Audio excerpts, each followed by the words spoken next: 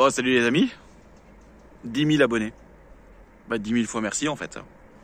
Bon, et tu le sais, hein, en général, 10 000 abonnés, la tradition veut qu'on fait une FAQ. Et ben on va commencer. Ouais, c'est pas toujours simple. Hein.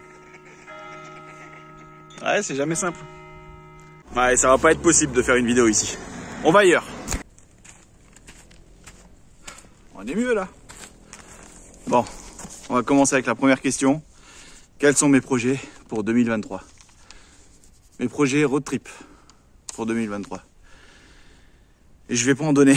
Je vais pas en donner parce qu'à chaque fois ça se passe pas forcément comme prévu. La seule chose que je peux te dire, c'est que période avril, je serai du côté de la Normandie. Et mai, juin, certainement, enfin c'est sûr, côté Bretagne. Ça c'est ce qui est sûr. Question suivante. Pourquoi? Parce que pourquoi ne pas quitter la France? Question de fiscalité. Parce que j'ai des attaches en France, notamment ma fille, surtout ma fille. Et parce que fiscalité, ça c'est bien, ouais, quand t'as un compte garni et que tu vas à l'étranger. Mais ça veut dire que tu as un compte garni pour faire face à d'autres choses que tu vas payer. Alors qu'en France, on les a gratuitement. Donc, cracher sur la France, bon, ok. C'est vrai que c'est pas si classe que ça en ce moment. Mais on n'est pas les pires non plus. Donc bon. Et fiscalité, pour l'instant, j'ai rien à défiscaliser ailleurs. Donc bon. Pour l'instant, on est très bien. On verra par la suite. Question un petit peu plus vaste. Mes projets. Mes projets. Alors, premier projet, c'est certainement le plus gros. C'est développer à fond Dénicheur de loisirs. Je te mets d'ailleurs le lien dans la description. Donc là, je travaille à fond sur le site internet. Et à côté de ça, en parallèle, toujours en rapport avec Dénicheur, c'est de développer mon premier guide touristique. Ça va être un guide de dingue. Franchement, ça va être un truc de ouf. Je suis en train de mettre plein de trucs en place pour que ce soit le plus fluide et le plus accessible pour tout le monde, avec un maximum d'informations, de quoi se faire plaisir. Donc ça, c'est vraiment le gros projet, certainement pour 2023. Une rencontre abonnée. Alors, j'en ai déjà parlé, c'est une question qui revient souvent celle-là. Et j'en ai déjà parlé dans les lives, parce que vu qu'elle revient assez souvent. C'est vrai qu'à l'époque, je voulais faire une rencontre abonnée parce que je me disais, allez, pourquoi pas, machin. Mais soit il y aura personne, donc c'est pas intéressant. Soit il risque d'y avoir trop de monde, et s'il y a trop de monde, il y a des choses qu'il faut voir, la sécurité, les conneries comme ça, enfin bref.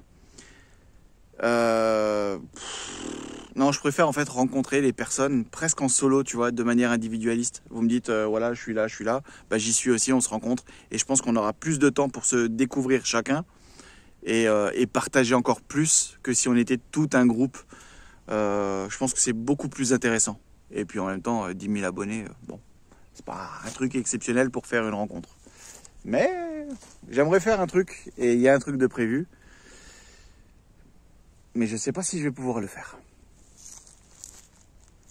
Je te balance l'info, mais au mois de juin, je vais avoir 40 ans. Il n'est pas impossible que je trouve un petit terrain privé et quelques amis proches parmi vous feront partie de la fête. Et là, on va se mettre bien. Quelle est ma meilleure et ma pire expérience? Ma meilleure expérience, j'ai presque envie de te dire que c'est presque même ma meilleure expérience de vie depuis que je suis né en fait. Après la naissance de ma fille, bien entendu. Ça serait quoi? C'est la période, mois de mars 2021, quand j'ai quitté l'Alsace. Pourquoi? Parce qu'il faisait froid et parce que je voulais chercher du chaud, vu que j'avais pas encore le chauffage. Et je me suis dit, quelle est la ville la plus chaude de France en hiver? C'est Toulon. Eh ben feu, on va à Toulon. Sur la route, j'ai eu des soucis électriques. Ça avait déjà commencé là, tu vois. Donc déjà avec MyShop à l'époque, il y avait déjà un souci. Bref, j'en ai parlé en story et plein de personnes ont essayé de trouver des solutions, de m'aider en fait. Et il y a une personne, un abonné pareil, Pierre, qui me dit écoute, moi je suis en Espagne, si tu veux venir en Espagne, t'es le bienvenu. Et là je me dis pourquoi pas en fait. On se connaît pas, mais pourquoi pas. Et viva Espagne! En fait, que j'aille à Toulon ou que j'aille en Espagne, pour moi c'est pareil quoi. Et donc je suis allé en Espagne, on a passé 6 jours ensemble, c'était un délire, un gros délire. Et après je suis remonté parce que j'avais pas mal de choses à faire et j'ai zoné un petit peu si tu veux du côté Frontignan et là ça a été des rencontres, ça a été des galères, mais des petites galères où j'étais embourbé, ou des rencontres avec des gens sur la route. Il y a eu tellement de choses et en fait je suis rentré au mois de fin avril je crois, fin avril début mai. Ça a été 1 mois et demi, 2 mois, mais où à chaque fois il y avait autre chose. Les rencontres, les galères, le fait de trouver des spots à chaque fois, de se démerder. Ah, ça a été trop bien. Franchement, ça a été un pur régal. Et c'est ça que je kiffe. Clairement. La pire expérience, c'est clairement cette année. 2022. Le 26 décembre. Quand je devais être avec ma fille, que j'ai pas pu l'être parce que j'étais bloqué mécaniquement au bord de la route. Voilà, faille mécanique, problème mécanique, et là tu te retrouves complètement emmerdé. Mais j'en retiens quand même là-dedans une certaine leçon, c'est le fait de... Il y avait des choses que j'aurais pu faire. J'aurais pu rouler en fait sans embrayage, même si j'étais loin, j'aurais pu me démerder.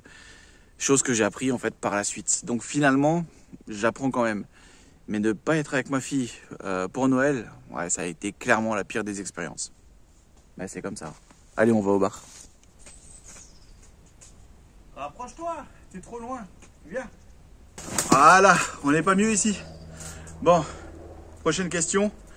Quel est mon voyage de rêve? En fait, mon voyage de rêve, c'est celui que j'ai pas encore fait. Ah, elle est connue cette phrase, elle est connue. Non, mon voyage de rêve, ça serait d'aller dans un pays un peu sous-développé, où c'est une galère financière, où il y a beaucoup besoin d'aide humanitaire, des choses comme ça, pour voir des choses différentes et peut-être se remettre en question aussi surtout. Ça, je pense que c'est important en fait, de voir ce qui se passe ailleurs, mais pas forcément voir que le meilleur. Et là, je pense que sur le plan humain, on peut être vraiment au taquet. Ah t'es là maintenant. Où on est, dénicheur de loisirs. Alors, en fait, si tu veux, dénicheur, c'est assez simple. En gros, je l'ai commencé sans vraiment savoir ce que j'allais faire. Dans l'idée, c'était de mettre en avant les artisans, les professionnels du secteur du tourisme, sous forme de reportages, de récits écrits, photos, vidéos. Et en fin de compte, c'est complètement en train de partir, mais presque à l'opposé. Enfin, c'est pas à l'opposé, mais ça n'a rien à voir. C'est plus dans vraiment un guide touristique. C'est vraiment l'idée principale maintenant de dénicheur. Donc, tu auras toujours des reportages des artisans, mais c'est des artisans qui vont figurer dans chaque guide, parce qu'il y aura plusieurs guides avec des thèmes et des lieux forcément. Et ces artisans feront partie du guide, mais seront aussi sur le site. Et sur le site, tu vas retrouver aussi beaucoup de récits de voyage, des endroits où j'étais, où j'en ai pas forcément parlé sur YouTube, ou alors j'en ai parlé, mais il y aura un complément d'information. Enfin bref, ça va vraiment s'orienter autour, et c'est en train de s'orienter autour du voyage, tout simplement du voyage et aussi du mode de vie nomade. Parce que, je le répète encore une fois, le titre Van Lifer, ça veut juste dire vivre en van, point barre. Donc tu as ce vivre en van qui fera aussi partie intégrante de dénicheur de loisirs, tout simplement. Même si j'ai peut-être l'envie de faire un site complètement à part, ça on verra, mais en tout cas c'est les projets et c'est ce qui fait partie clairement de l'ADN de dénicheur de loisirs. Oh, il y a encore du boulot ici. Bon, si je le pouvais, quelle est la chose que je ferais de manière différente? Très honnêtement, je sais pas. Je sais pas. J'ai envie de te dire, dans si on parle pas aménagement, parce que c'est la question suivante, si on me parle pas aménagement, qu'est-ce que je ferais différent, de manière différente? L'organisation peut-être. Je suis quelqu'un de complètement désorganisé. Et peut-être que j'organiserai un petit peu plus ma vie en fait. Ma façon de la vivre. Où est-ce que je veux aller? Pourquoi? Ouais, je pense que je ferai peut-être plus ce genre de choses. Et peut-être que je mettrai un accès plus particulier sur le fait d'avoir un terrain aussi. Toujours en van, ça c'est sûr et certain. Mais d'avoir aussi, peut-être que j'inclurai le terrain en termes de priorité. Je pense que ça c'est une des priorités. Et c'est d'ailleurs ce qui fait partie de mon projet 2023. Bon, il y a encore du boulot. Ça, voilà. Alors, justement, on me parle aussi justement de l'aménagement. Est-ce que je referai le même aménagement ou pas? Avec le recul maintenant, en fait, l'aménagement comme je l'ai, il est bien. Il est très bien, il est fonctionnel. J'ai un gros problème en ce moment, c'est le lit. Il est trop petit. Pour une personne, ça va. Pour deux, c'est une galère. Et comme tu le sais, maintenant, il y a une deuxième personne. Du coup, il faut que je trouve une manière de rallonger en fait le lit. Parce que pour rappel, mon lit fait 170 de large sur 180 en long. Même pas 180, 170 je crois. Ce qui veut dire que tu as les pieds qui sortent du lit. Moi, quand je suis seul, ça va, parce que je dors en biais, en fait, en diagonale. Du coup, il n'y a pas de problème. Mais à deux, c'est déjà un peu plus compliqué. Mais ça, cette histoire de lit, on va y remédier. Mais sinon, qu'est-ce que je ferais d'autre au niveau de l'aménagement? Soit je le refais exactement comme il est aujourd'hui, parce que je le trouve vraiment bien optimisé. Ça permet vraiment d'avoir un lit pour ma fille, ça permet d'avoir une table avec deux bancs face à face, on est bien, on est tranquille. Et j'ai mon lit aussi à moi, j'ai mes rangements, j'ai la douche, les toilettes, il y a tout, c'est optimisé et en même temps j'ai de l'espace dans un petit endroit. Donc je pense que je referai la même chose. Et sinon, je dis bien et sinon, je le ferai en mode à l'arrache. C'est ce que je voulais faire dès le début. Une cabane en fait. Presque du bois, tu sais, que de la récup, des trucs que tu trouves dehors, des machins, peut-être des casseroles qui seraient accrochées avec une simple vis, une sangle autour, machin, tu vois le délire. Presque rester la cabane un peu dans son jus, tu vois le délire. Ça j'aimerais bien. Et je l'ai pas fait comme ça au début parce que je me suis dit ouais, les bestioles tu vas pas les repérer, et puis est-ce que sur du long terme ça serait bien ou pas. Là c'est trop blanc en fait, c'est trop aseptisé. Il manque ce côté un peu chaleureux, cabane, esprit cabane. Donc voilà. Mais si je devais le refaire, je referais la même chose. Par contre, je mettrais plus de lambris au mur. Parce que c'est du poids pour rien. Sachant que derrière le lambris, et ça j'en ai déjà parlé, j'ai du contreplaqué. Pour éviter que justement il y ait du jour entre le lambris, machin, sur le long terme, vu que le véhicule ça bouge. Donc ça, je le ferai plus. Je peindrai, tout simplement. Donc j'aurai un mur lisse. Ou alors, encore mieux, je laisserai en version bois. Ou alors, je mets juste du bois. Tu vois le délire? Donc, pour vraiment rester toujours dans ce côté chalet, ça, c'est le truc qui me plairait. Et c'est pas impossible qu'on fasse des changements, encore une fois, cette année. Mais des changements plus de décoration. Mais, parce que le confort visuel, c'est important, en fait, dans le bien-être, surtout dans un petit espace. Donc, la déco est extrêmement importante. Mais ça, on va la changer. Ok. Maintenant, il y a une autre question, et c'est une question qui me tient aussi un petit peu à cœur. Qu'est-ce que j'en pense d'avoir un animal dans le fourgon? Eh ben honnêtement, j'aimerais bien. Tu sais, un petit poisson rouge comme ça dans un petit bocal. Non, un chien. J'aimerais bien un chien. Le truc, c'est que tu prends pas un chien comme ça pour le plaisir. Tu vois, tu prends pas, c'est pas une valise, c'est pas un objet, c'est pas une décoration. C'est humain, c'est vivant. Donc il faut être prêt à t'en occuper à vie, du moins tant qu'il vit en fait, tout simplement. Et est-ce que je suis vraiment prêt? Est-ce que mon mode de vie va être aussi stable par la suite? Est-ce que je vais pas évoluer? Est-ce que je vais pas changer? Il y a encore trop de questions. Donc pour l'instant, personnellement, je n'en prendrai pas. Et sinon, la question, Il faut que tu puisses avoir une espèce de cage ou quoi, ou machin, pour pouvoir l'avoir dedans quand tu roules. Ça, c'est ce qu'on te dit au niveau des lois, des machins, t'es pas obligé de le faire. Mais on va te dire qu'il faudrait le faire.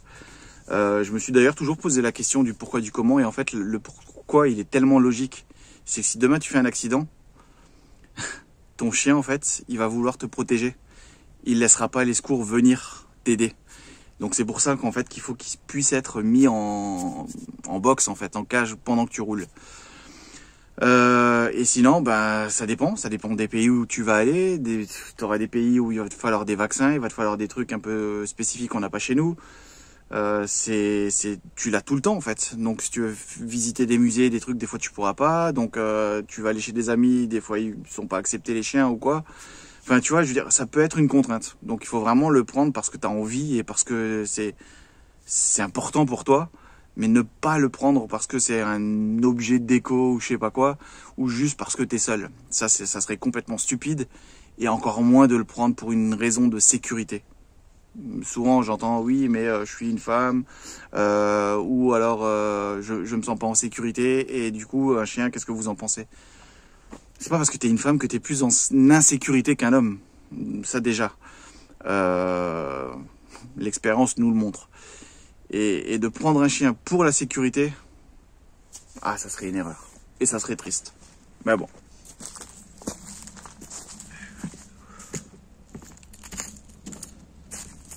Une autre question qui est très intéressante, extrêmement importante, c'est... Attends, je m'en rappelle plus. Ah oui. Est-ce que les personnes qui regardent tes vidéos ont bien cliqué sur « j'aime » et est-ce que vous vous êtes abonné? Voilà. Toi-même, tu peux répondre. C'est maintenant que tu peux le faire. Sinon, l'autre question, c'était plutôt, avec l'inflation, quel est ton budget mensuel pour vivre en fait? Il n'y a absolument rien qui a changé. Il n'y a rien qui a changé parce que je n'ai pas de facture d'électricité, j'ai pas de facture de gaz. Enfin si, le gaz oui, 3 euros. Hein. C'est si tu as suivi un petit peu les stories, ça me revient à 3 euros en gros. Parce qu'une bouteille me tient quasiment un an. Enfin un an, 11 mois. Donc on pourrait calculer, allez, 3 euros par mois. C'est la seule chose que j'ai. Le reste, je le paye pas. La flotte, je paye pas. La poubelle, je paye pas. J'ai plus de charges, j'ai plus de frais. La seule chose que j'ai, c'est mon carburant. Et mon carburant, je le paye comme tout le monde. Donc même si j'allais faire du boulot métro dodo, je payerais comme tout le monde. Et quand je me déplace, maintenant, je me déplace avec du Blablacar. Facile. Tu prends des gens avec toi et du coup, ben, tes frais kilométriques, ben, tu ne les payes pas en fin de compte. Donc tu voyages, enfin tu te balades plus ou moins gratuitement, plus ou moins, parce que derrière tu as tout ce qui est mécanique. Mais sinon, j'ai pas plus de frais que ça. Puis après, je vais utiliser des applications comme Go2Go ou je sais plus quoi. Je te mets le lien dans la description, mais c'est des applications qui vont te trouver des établissements qui sont proches de chez toi, où tu vas pouvoir avoir des prix qui sont dingues. Tu vois, par exemple, exemple tout bête, hein, je veux dire, je suis un fanatique de sushi, de tout ce qui est chinois et des choses comme ça. Quand je peux récupérer tout un panier pour 4 euros, ouais c'est 3,99 €, au lieu de 12 euros, bah, j'ai fait mes économies et je suis en kiff. Donc tu vois, tu as des petits trucs comme ça, d'aller voir les paysans, de leur donner des coups de main, des fois ils te donnent aussi des cajots, ça j'en ai déjà parlé aussi dans des lives, ça c'est un truc que je fais aussi. Il y a plein de petites méthodes qui vont faire que je réduis fortement en fait le coût de la vie de tous les jours, parce qu'on peut le réduire en fin de compte. Au lieu d'acheter des trucs cuisinés qui sont dégueulasses, tu cuisines toi-même et tu cuisines de saison. Ça te demande de cuisiner, mais du coup ça t'occupe et c'est bien parce qu'on a accès un petit peu à faire. Et surtout tu manges mieux. Donc il y a plein de petits trucs que tu peux mettre en place. Du coup moi, l'histoire de l'inflation, je la sens pas plus que ça. Il y a des produits certes que je consommais avant, que j'aimais bien consommer, qui ont pris des prix, mais c'est abusé. Bah c'est pas grave, il y a d'autres produits et puis c'était pas forcément plus des bons produits. Donc à la limite, non, ça me change pas grand chose. On passe à la question suivante. La question suivante, c'est quel est le fourgon que je te conseillerais pour commencer? Je peux pas te conseiller de fourgon parce que c'est tellement... Ça va dépendre de toi en fait. Est-ce que tu es petit? Est-ce que tu es grand? Est-ce que tu es en famille? Est-ce que tu es en couple? Est-ce que tu es avec un animal? Comment est ton voyage? Est-ce que tu veux voyager qu'en France, qu'en Europe, que les week-ends, qu'en semaine? Est-ce que c'est un road trip pendant un mois? Il y a tellement de facteurs différents qui vont jouer, qui vont influencer ta décision. Je peux pas te conseiller en fait. Est-ce que ça te dérange de devoir te baisser, donc tu peux prendre un qui va passer en dessous des barrières? Moi, c'était hors de question. Donc tu vois, en fait, si tu veux, je me suis vraiment fixé mes objectifs, mes points importants, et en fonction, j'ai trouvé le fourgon. Et en fait, si tu veux, moi, le fourgon, il est arrivé quasiment au même moment où j'étais en train de prendre la décision. Et ça a été une chance parce qu'il était juste parfaitement bien adapté à tout ce que je voulais faire. Donc voilà. Mais j'ai pas vraiment de conseils. Pour débuter, en fait, il n'y a pas de véhicule magique standard, passe-partout pour tout le monde. Et comme je le dis assez souvent dans des lives ou quoi, si tu veux débuter et que tu n'es pas encore sûr de toi, loue un véhicule. Soit tu loues un véhicule aménagé, soit entre particuliers, ça se fait aussi. Sinon, tu as des sociétés qui le font. Et sinon, dans le pire des cas, tu loues un utilitaire je sais pas, que tu as dans les Intermarchés, les Auchan, les machins. Tu le loues le week-end, tu te fous un matelas dedans, tu te fous ta popote, les machins, et tu pars. Et tu pars et tu vas tester. Ça sera pas la même chose, mais on s'approchera tout doucement de ce qui t'attendra si jamais tu veux te lancer là-dedans.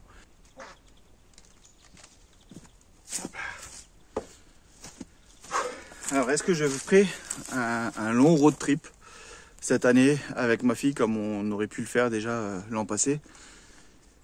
Je pense pas. Je ne pense pas cette année. Je ferai certainement pendant les vacances un road trip, certainement, oui. Mais là, pour l'instant, tout de suite, il n'y a rien de prévu. Comme je te le disais, il y a déjà le fait que je risque de partir là d'ici quelques semaines côté de la Savoie, peut-être de la Suisse, je sais pas. C'est des idées là qui sont en train de se mettre en place. Et puis après, il y a la Normandie, il y a la Bretagne, où là c'est sûr. Du coup, je sais pas. On verra. Ce que je sais aussi dans ce mode de vie, c'est que tu ne peux absolument rien prévoir. À chaque fois que je prévois un truc, tu peux être sûr que il y a quelque chose qui tombe, qui fait que je ne peux pas faire ce que j'avais prévu. C'est comme ça. Adaptation. On va terminer sur les 2-3 dernières questions. Quels sont les points négatifs de la van life?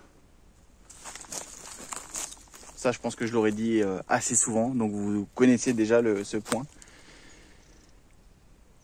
C'est la solitude. Et pour moi, ça a été le plus dur a été jusqu'à pas si longtemps que ça, la solitude sentimentale. Parce qu'encore des amis, des rencontres, tout ça, tu peux en faire, t'en fais sur la route si tu décides d'en faire, si tu veux en faire. Tu peux en faire. Mais le partager avec quelqu'un, ça c'était mon plus gros manque, mon plus gros vide en fait. Et donc ça c'est certainement le truc le plus dur, c'est la solitude. Le deuxième, c'est s'occuper. Si t'as pas de boulot, de trucs fixes, ça peut être une galère. Et comme je le dis assez souvent, tu es obligé d'avoir un objectif, un but, une passion, un truc où chaque matin tu te lèves et tu te dis j'ai envie de faire ça, je dois faire ça, ça me prend en fait. J'ai envie de le faire tout le temps.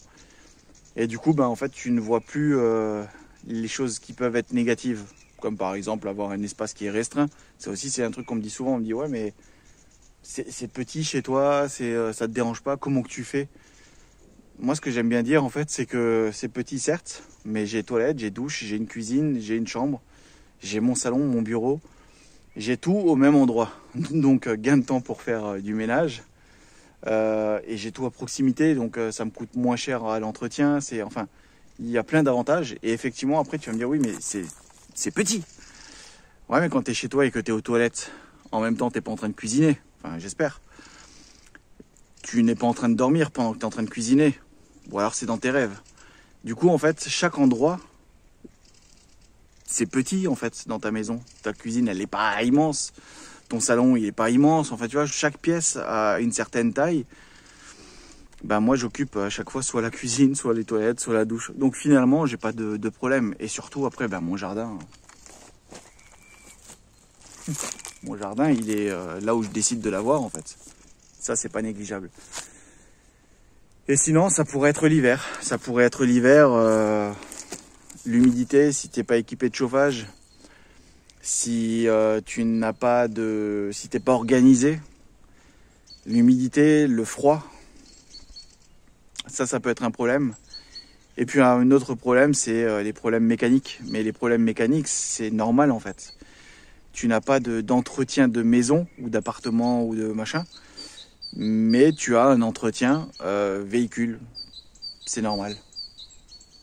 Alors là, je sais pas les amis, mais les oiseaux, le soleil, il fait doux.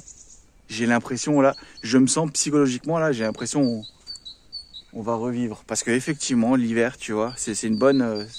Merci. Oui, c'est bien de me faire penser à ça. C'est vrai que l'hiver, psychologiquement, bah, t'as pas le soleil. Donc tout ce qui est vitamines, les machins, enfin tout ce qui est important pour nous, on ne l'a pas. Et quand tu reviens de nouveau dans les belles saisons, c'est cool. Par contre, les belles saisons, il y a du monde de partout. T'es pas tout seul. Là, tu vois, je suis seul au monde en fait. Je dors, Benito, il est juste sur le côté, à côté de l'eau. Il y a des douches qui sont à côté et qui sont accessibles en plus, c'est un délire. T'as vu l'espace autour du lac, t'as des poubelles, tous les 30 mètres, t'as une poubelle qui sont vidées. En fait, j'ai tout ce qu'il me faut. Oui, les poubelles, c'est important en fait, dans ce mode de vie là. Donc, en fait, je pense pas qu'il y ait quelque chose de plus dur qu'ailleurs. C'est encore une fois juste une organisation. Tout simplement. J'ai failli conclure sur cette dernière image. Et il me reste encore 2-3 questions. Alors, il y en a que, bon, voilà. Sinon, mes problèmes électriques, est-ce que c'est arrangé ou pas? Non, c'est pas arrangé. Mais ce qui est marrant, c'est que bah, forcément, hein, j'ai moins de puissance qu'avant. En plus, on est en hiver. Mais ça me pose pas plus de problèmes que ça. En fait, je m'adapte. Et je vais pas dire que c'est cool d'avoir eu des problèmes, mais je vais juste dire que au final, est-ce que j'avais vraiment besoin de la puissance que j'avais? Parce qu'au final, j'arrive à m'adapter aujourd'hui. Alors c'est pas ouf, hein, qu'on soit bien d'accord. Mais malgré les défaillances, bah ça fonctionne. Voilà, voilà. Bon, maintenant, je vais faire le montage. Parce que la vidéo doit être publiée dans... Il est quelle heure? Ouf, dans 2 heures. Voilà. Allez, je compte sur toi pour le petit like. Et abonne-toi si ce n'est pas déjà fait. Merci les amis. Les 10 000, c'est ensemble qu'on les a passés. Ça, c'est très important. C'est pas juste moi. C'est grâce à vous aussi. Et ça, c'est important. Et ça compte. Allez, montage.